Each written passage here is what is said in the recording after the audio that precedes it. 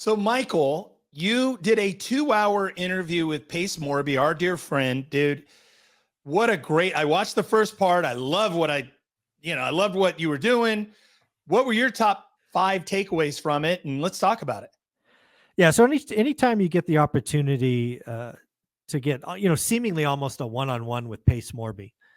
Again, we did it live. It was live on his channel. It was live on my channel. So we had, hundreds of people participating in real time. But still, if you really watch it, it was a conversation between Pace and I.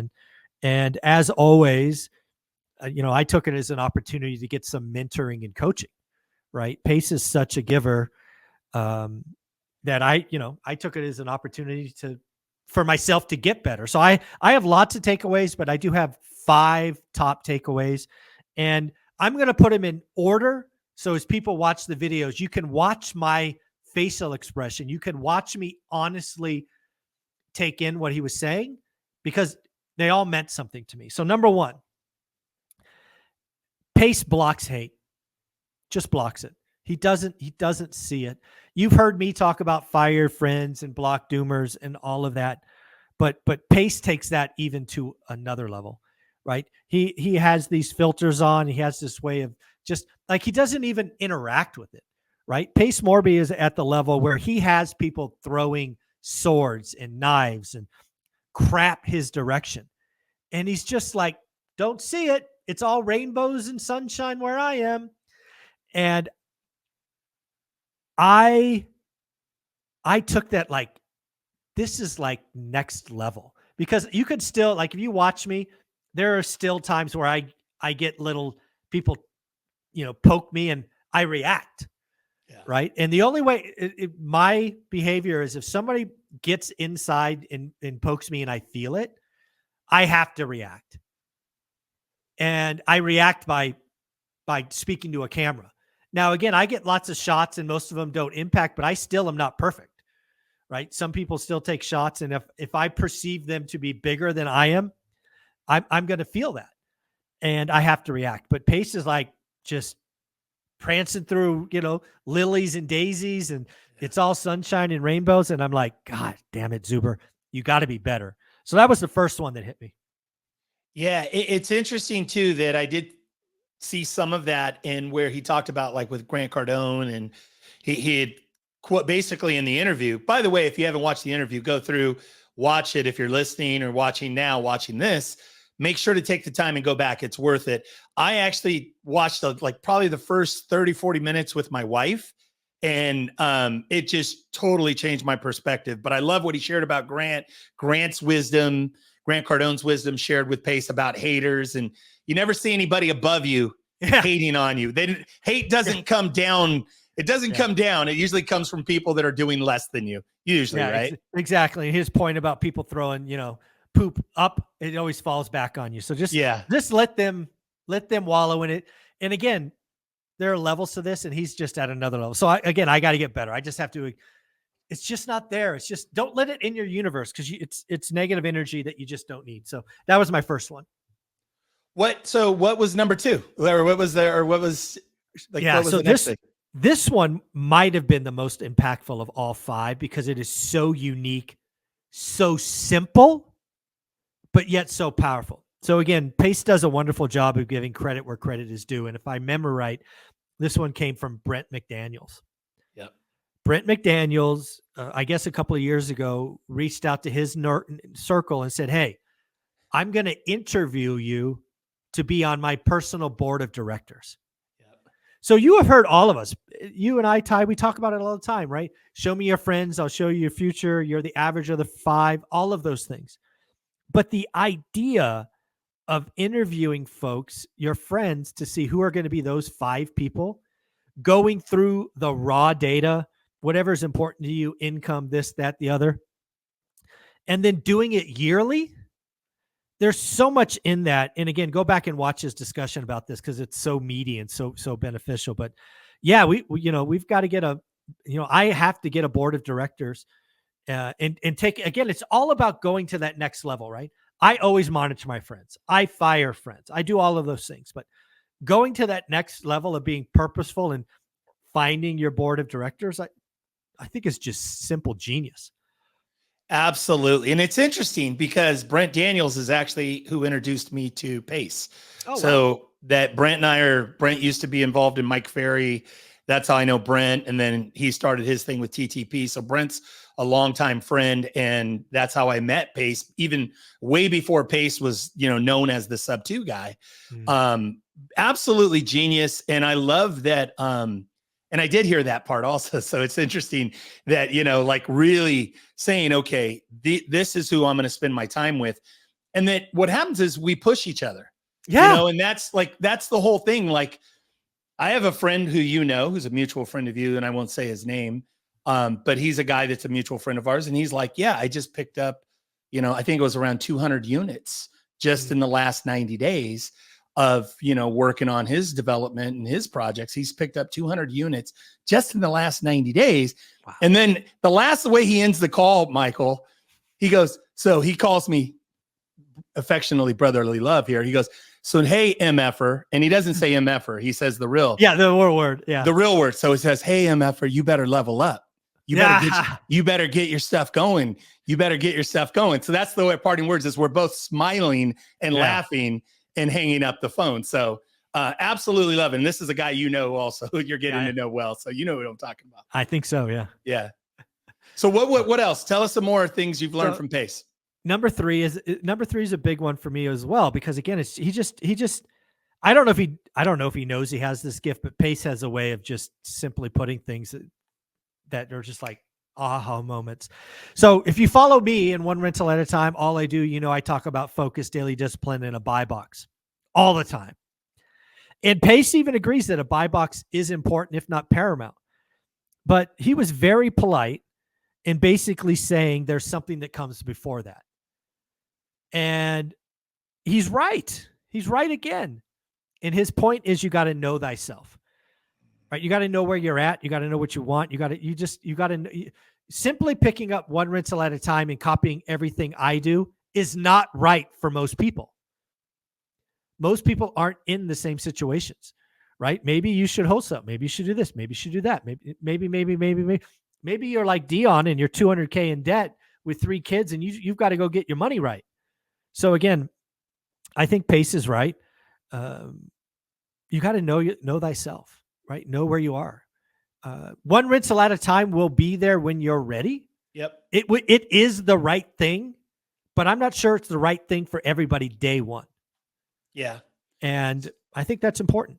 I think so spot on and such a great point and something we don't, we know it intuitively. I mean, you know it, we just don't talk about it as much as we should be, especially from, the stage you have, the stage, meaning that, you have an audience, you have people that you're, that are a part of your community, really even making that a principal step one. I mean, so good. I never really thought of it that way. So really well said. What else did you learn from Pace? So number four is a big one as well. And it's so freaking subtle. It's magical. We all know that this is not a get rich quick business. Everybody knows my 3 steps to wealth. Step 3 is it takes 10 years. We all know that the first 5 years suck, right? All of these things. So Pace dropped this. And again, I don't know that he dropped it. Sometimes he puts them out in front of you. Like, are you ready to eat? Yeah. And if you're ready to eat, you eat. And if you're not, you don't even see it. He said, this is not a get rich quick not get rich quick, but you can get started quick. Yeah. It's like, you're right. Once you know thyself, you can start taking action. I think about Jason Pritchard, and he tells the story about getting started. He wasn't worried about it, knowing the whole process. It was just the next step. We talk about writing offers and follow up in my channel. We talk about creative financing. You're not going to get rich quick, but you can get started fast. And that is something that is sat on me that I'm thinking about. How do we do more in school to get people to go fast? So one of the things I'm trying to do, and I just put a post out the other day, was let's start creating more categories like out-of-state investing, midterm rentals, real estate agents. So we can start creating subcategories and create like almost little masterminds. Because again, my goal with school is to service everyone, but I have to start creating other filters. So again, it is not get rich quick, but we can get started fast. That was number 4. I love that. I love that. And I want to say too that with what you're doing with the school community is absolutely brilliant. Anybody who's watching this, listening to this, get involved with what Michael's doing in the school community. And I say this, I want to say this only again, and I want to hear step 5, but this was important. I was with Michael and I was like, dude, you should roll out a $3,000, a $1,000, a $10,000 program. And Michael goes, okay, yeah. And then we start talking about what the content should be. And then the next week he goes, hey, I'm going to take action on what we talked about. And I'm like, awesome. What are you doing? And he goes, I'm giving it all away for $20 on this thing called school. Have you heard of it? And I had not heard of it at that time. And he goes, oh, it's school. It's Alex Hermosi. And you said Alex Hermosi. And I said, okay, if Alex is involved, then that's the right thing. $20 a month, folks, 67 cents a day. Right, Michael? Absolutely. 60s. And again, let's be clear. A lot of people in my situation, they do the $1,000, like they create these funnels and to frankly, maximize their income. Yep. I've been very clear since day one. I'm chasing impact. The reason it's $20 a month is because it keeps away the haters and the trolls. And $20, 67, dude, it's 2 quarters, a dime, a nickel, and 2 pennies. That's all it is a day. Just so you know, it will cost. Michael, you and I are from the 1970s, bro. So yeah. So we know when you said the dime and the quarters, we know what that actually is. Yeah. For everyone else, it's actually your transaction fee is going to cost. It's not because it's only $20 a month. But right. Point being is if it were 67 cents a day, the transaction fee would actually be more than the actual daily rate. So yeah. Let's keep going. Number 5. This one is at the very end of the video, probably the last 15 minutes or so. It's where he talks about finding a mentor. And he found somebody that I have always respected. But the story that Pace told about Ken McElroy was amazing. And I don't want to steal the thunder of the story. You should go back and listen to it. But basically, Ken was very open and honest about a failed relationship in his past. And you know, Pace had been operating in a world where he was potentially going down the same path, and Ken let him know. And Pace took immediate action and addressed it. And I think that was the right thing. I think the fact that Pace clearly is now following and being mentored by Ken McElroy. Those are his words, not mine. I think Pace being mentored by Ken McElroy is perhaps the best of both worlds. Because I think Ken McElroy is putting out the best stuff. Ken McElroy is likely a billionaire. But watching all the energy and passion Pace has with somebody who's got 20 years more experience and seen a couple of cycles, I think it's just like a match made in heaven. And all of us, you and I are the benefit of all this because Ken puts stuff out, Pace puts stuff out, and I think we're going to watch Pace evolve. Yep. And I've always respected Ken McElroy. I was interviewed by him once, but boom, Ken, right up there with what I heard. So that was my number 5 is Ken McElroy's the real deal. And it's interesting. I hadn't heard that part. I didn't get that far in the interview and listening to it. But what I will share is that, and I want to just tie this together. I see a lot of guys on social media talking about how they're going to become a billionaire, how they're going to do this, how they're going to do that. And I got to say, most of them, I go, oh, well, okay, interesting. Pace never talks about it, but I've probably said 20 times to my wife, Pace is going to be a billionaire. Pace is going to be a billionaire. And the reason why, and I don't know if that's his intent or not, but the point being is how hard he works and the fact that he's surrounded by the right people. He genuinely cares for his community. He pours his heart and soul into people, like speaks and breathes life into people. No doubt. And he's smart and he's hard work. I have, very few people as smart or, he's one of the smartest people I've been around.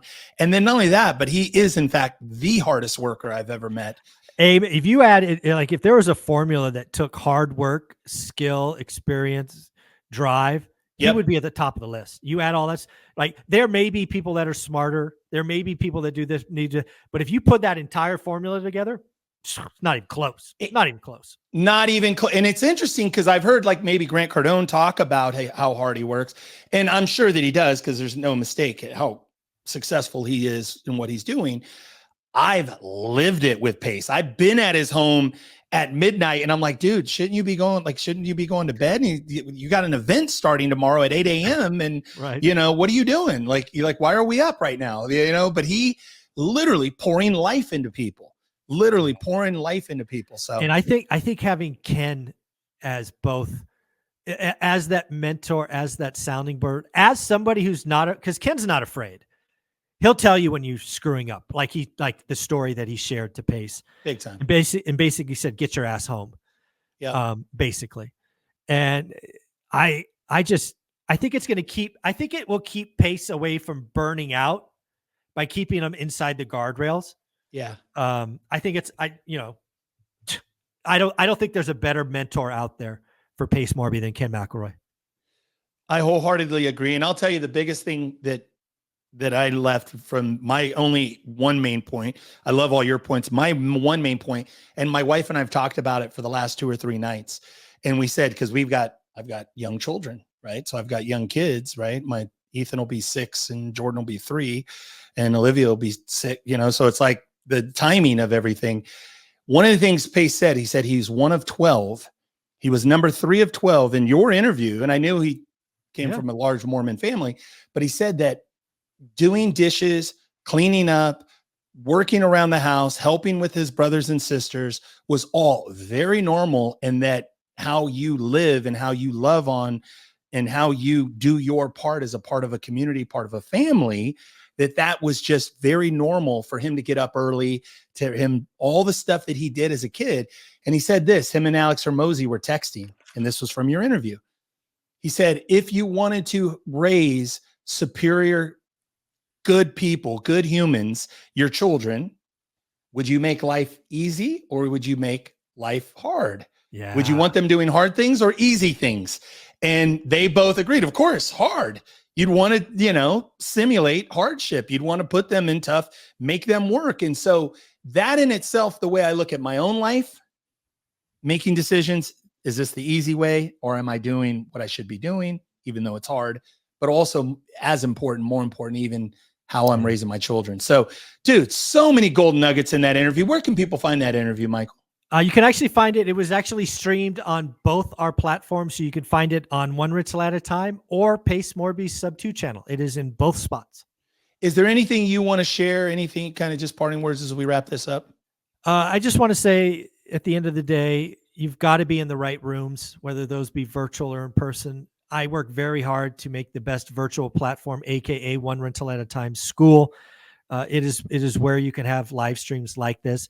Also, we're going to do our physical event in February 15th, 16th. Tickets are selling and selling fast. So get there in real life. Yeah, folks, get in the room with us. This is not about a sales pitch. I'm the one who threw this up, not Michael. This little banner here about Vegas. It's President's Day weekend. It will sell out. It sold out last year. And again, for Michael, this is about getting the community together so that we can all share, network, and help each other to grow. And I got to say one last thing.